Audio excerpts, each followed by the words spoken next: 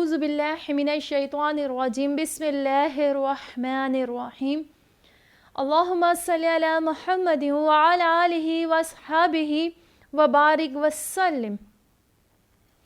میں اس ناچیز نے بہت بڑی ہستیوں کے بارے میں، امہات المومنین کے بارے میں کچھ لب کشائی کرنے کی جسارت کی ہے، اور اس گناہگار، اس ناپاک زبان نے یہ ہمت و کوشش اور الفاظ ڈھونڈ کر آپ کے سامنے لانے کی کوشش کی کہ جس طرح کا وقت چل رہا ہے، ہم بھول کے جن کو بیٹھ گئے ہیں، صرف ان کو ریمائنڈ کرانا ہے کہ ان کی زندگیوں کی، ان کی سیرت کو نظر ثانی ہم کیوں کرنا بھول گئے۔ تو کسی بھی عورت کو، میری بہنیں جو مجھے دیکھ رہی ہیں، میری مائیں جو مجھے دیکھ رہی ہیں، بیٹیاں، لڑکیاں جو اب بڑی ہو رہی ہیں، میرا ان کو کوئی ٹونٹ کرنے کا کوئی مقصد نہیں، صرف مقصد الہی یہی ہے کہ اپنے اپنے گھروں میں امن و سکون کس طرح ہم نے قائم و دائم رکھنا ہے، وہ میں طریقے آپ کو بتاؤں کہ ہماری امت المومنین نے کس طرح اپنی زندگی اور کس طرح عیش و عشرت چھوڑ کر ہمارے حضور پرنور سرور کائنات صلی اللہ علیہ وسلم سے نکاح کرا، اور کس طرح اپنی زندگی کو ایک خوبصورت عملی جامہ پہنایا کہ قرآن میں بھی ان کا ہر جگہ ذکر ہے امہات المومنین کا، کیونکہ جب حضور کی زوجیں ہیں تو حضور رحمت للعالمین ہیں، تو حضور پرنور سرور کائنات صلی اللہ علیہ وسلم کی زوجوں کا بھی مقام ویسی ہی اللہ پاک نے رکھا ہے۔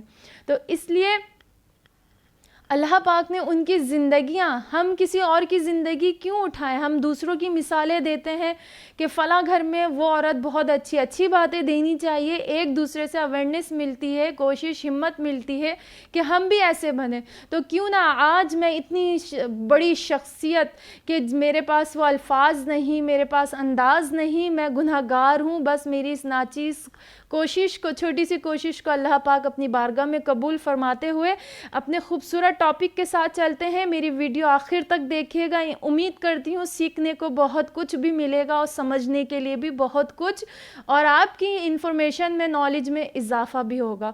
ام المومنین سیدہ خدیجہ طاہرہ رضی اللہ تعالی عنہا پاک دامن خاتون ہے۔ پاکیزگی اور برکت کے دامن میں خلوص اثار کی چوٹی پر ہم اپنی عفت معاب ام المومنین سیدہ خدیجہ طاہرہ رضی اللہ تعالی عنہا کی سیرت مقدس کے ذیل عاطفت میں خوش بختی کے ساتھ زندہ ہیں۔ یہ سرور دو عالم صلی اللہ علیہ وسلم کی زوجہ محترمہ ہیں۔ اگرچہ ان کے احسانات کا بدلہ ادا کرنا کسی کے بس کا روگ نہیں، پھر بھی ہم کوشش کریں گے کہ تاریخ کے سیر کے گم گشتہ اوراق سے برکت و بھلائی کی باتیں اور ان کی سخاوت بھری زندگی کے احوال کو اجاگر کریں۔ ام المومنین سیدہ خدیجہ طاہرہ رضی اللہ تعالی عنہا نے فضائل کے ساتھ آراستہ پیراستہ اور ادب کے ساتھ مزین ہو کر پرورش پائی، عفت و شرف و مجد و کمال سے متصف ہوئیں، حتیٰ کہ اپنے زمانے میں مکہ کی خواتین میں طاہرہ جیسے پاکیزہ لقب سے معروف ہوئیں۔ نام نامی اسم گرامی کے نام خدیجہ کنیت ام ہند اور لقب طاہرہ تھا۔ سیدہ طاہرہ جیسے مبارک لقب سے اس زمانے میں سرفراز ہوئیں جب جاہلیت کا سمندر موجیں مار رہا تھا، عورتوں کی بھی قیمت لگائی جاتی تھی۔ ایسے دور میں آپ آئی تھیں کہ جہاں عورتوں کی قیمت لگائی جاتی تھی، بہت کچھ تھا جس میں جو میں مین آپ کے سامنے باتیں پیش کرنا چاہتی ہوں وہ یہی کہ سرکار دو عالم کی ذات صفات خدیجۃ الکبریٰ کے والد بزرگوں اپنے قبیلے میں ایک نہایت اعلیٰ حیثیت کے مالک تھے۔ مکہ معظمہ میں اقامت گزیر ہوئے عبدالدار بن قصہ جوان کے چچا زاد بھائی تھے کہ خلیف بنے، کچھ عرصے بعد فاطمہ بنت زاہدہ سے شادی کی۔ یہ ایک پوری ڈیٹیل چل رہی ہے۔ ہم چلتے ہیں حضور پاک صلی اللہ علیہ وسلم سے نکاح کے سرکار دو عالم کی ذات والا صفات کے ساتھ۔ نکاح سے قبل آپ کے 2 نکاح ہو چکے تھے۔ سیدہ خدیجۃ الکبریٰ شروع ہی سے اعلیٰ صفات کی حامل تھی، ذہانت و فضانت کے ساتھ عصمت و عظمت و پاک دامن کی صفات جملیت سے حق تعالیٰ سبحانہ نے نوازا تھا۔ سن بلوغت کو پہنچی تو اپنے پاکیزہ جملہ اخلاق کی بدولت پورے معاشرے میں طاہرہ کے لقب سے مشہور ہو گئی۔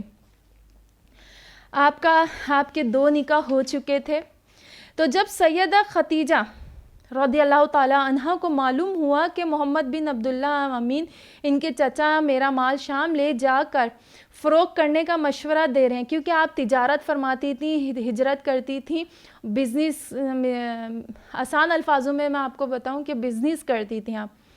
تو جب آپ کو معلوم ہوا کہ محمد بن عبداللہ الامین کو ان کے چچا میرا مال شام لے کر جا کر فروخت کرنے کا مشورہ دے رہے ہیں، تو سیدہ کو بھی ایسے آدمی کی سخت ضرورت تھی۔ حضور اقدس سراپا رحمت کی دیانت و امانت، راست بازی و معاملہ فہمی کے پیش نظر سید نے خود آپ کی خدمت میں پیغام بھیجا کہ آپ میرا مال تجارت لے کر شام جائیں، جو معاوضے میں دوسروں کو دیتی ہوں میں آپ کو اس کو دگنا کر دوں گی۔ سید عالم صلی اللہ علیہ وسلم نے اس پیشکش کو قبول فرما لیا اور سیدہ کا مال تجارت کے لے کر سیدہ کے غلام میسرہ کے ساتھ شام تشریف لے گئے۔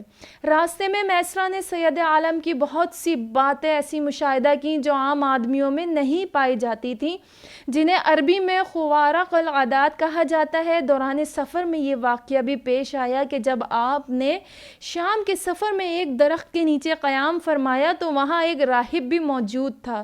اس نے میسرہ سے دریافت کیا کہ یہ کون صاحب ہیں؟ میسرہ نے کہا یہ مکہ کے باشندے ہیں اور قریشی جوان ہے۔ راہب کہنے لگا کہ اس درخت کے نیچے نبی کے سوا کوئی دوسرا آدمی نہیں قیام پذیر ہو سکتا۔ آپ میں نبی الآخر الزماں کی وہ علامت پائی جاتی ہے جو پہلی کتابوں میں لکھی ہوئی تھی۔ سرکار دو عالم شام سے واپس ہو کر جب مکہ معظمہ میں داخل ہو رہے تھے تو دوپہر کا وقت تھا اور فرشتے آپ پر سایہ کیے ہوئے تھے۔ سیدہ خدیجہ نے جب بالا خانے سے آپ کو اس شان سے آتے دیکھا تو پاس کی تمام عورتوں کو بھی دکھایا اور تمام خواتین حیرت و استعجاب سے اس حیرت افروزہ واقعے کو نظارہ کرنے لگی۔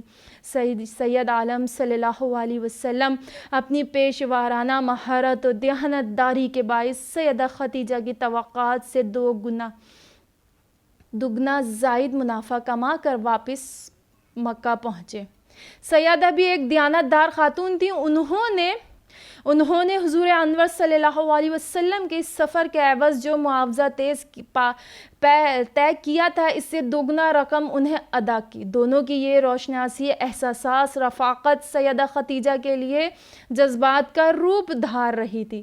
سیدہ خدیجہ نے ان تمام حالات و واقعات سے اپنے چچا زاد بھائی ورقہ بن نوفل کو آگاہ کیا۔ ورقہ نے کہا خدیجہ اگر یہ واقعہ سچے اور صحیح ہیں تو پھر یقیناً محمد صلی اللہ علیہ وسلم اس امت کے نبی ہیں اور میں خوب جانتا ہوں کہ اس امت میں ایک نبی آنے والے ہیں جن کا ہم کو انتظار ہے اور ان کا زمانہ قریب آ گیا ہے۔ ان حالات سے متاثر ہو کر سیدہ خدیجہ کے دل میں سید عالم صلی اللہ علیہ وآلہ وسلم سے نکاح کا شوق پیدا ہوا۔ چنانچہ سفر سے 2 ماہ 25 دن بعد خود سیدہ نے آپ کو نکاح کا پیغام بھجوایا جسے آپ نے اپنے چچا کے مشورے سے قبول فرما لیا۔ اسی اثنا میں یہ واقعہ پیش آیا کہ جاہلیت کے ایک عہد میں مکہ مکرمہ کی عورتیں ایک مقام پر جمع تھیں، ان میں سیدہ خدیجہ بھی تھیں۔ دیکھتی کیا ہے کہ یکایک ایک آدمی نمودار ہوا اور بآواز بلند ندا دی اے عورتوں تمہارے شہر میں عن قریب ایک نبی ظاہر ہوگا جس کا نام احمد ہوگا۔ تم میں سے جو عورت اس کی بیوی بننے کا شرف حاصل کر سکے وہ ایسا ضرور کر گزرے۔ تمام عورتوں نے اس ندا دینے والے کو سنگریزے مارے مگر سیدہ خدیجہ نے کوئی سنگریزہ نہیں مارا بلکہ سن کر خاموش ہو گئی۔ سیدہ کا حق مہر انشاءاللہ آگے کنٹینیو پارٹ 2 میں کریں گے۔ یہ تھی مختصر ان کی زندگی، آگے بڑھتے رہیں گے اسٹیپ بائی اسٹیپ۔ آپ کو ہر امت المومنین کے بارے میں آپ کو بتاتی رہوں گی اور کس طرح وہ رہیں وہ بھی میں بتاؤں گی۔ انشاءاللہ میرے ساتھ رہیے گا نیکسٹ ویڈیو میں۔ یہاں تک کے لیے مجھے خدا حافظ اور اپنی دعاؤں میں مجھے یاد رکھیے گا۔ اللہ نگہبان۔